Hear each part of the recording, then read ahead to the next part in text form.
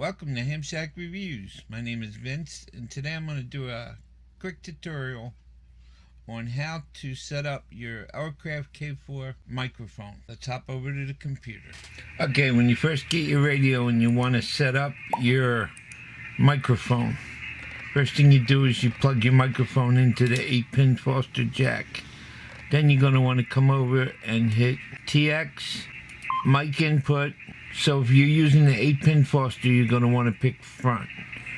Any of the other ones you're using, you're going to pick the corresponding button. Then you're going to go back here to mic input and mic configuration. Now the bottom one, mic configuration, is a different color because that's a hold button. So you're going to want to push and hold. First thing you're going to want to do is make sure your bias is either on or off.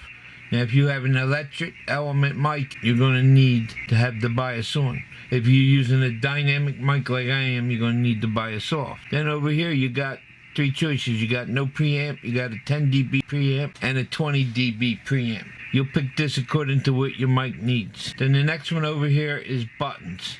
Now buttons means if your microphone has like an up button and a down button for changing the frequencies, you're going to want to have that on. Since I'm using an electric voice mic, I don't need it because they don't have buttons, so I got that off. Hope you found this helpful. Please remember to like, subscribe, ding that bell, and share if you want. And drop me a note in the comments if there's something else you want me to do a video on. Thank you, and 73.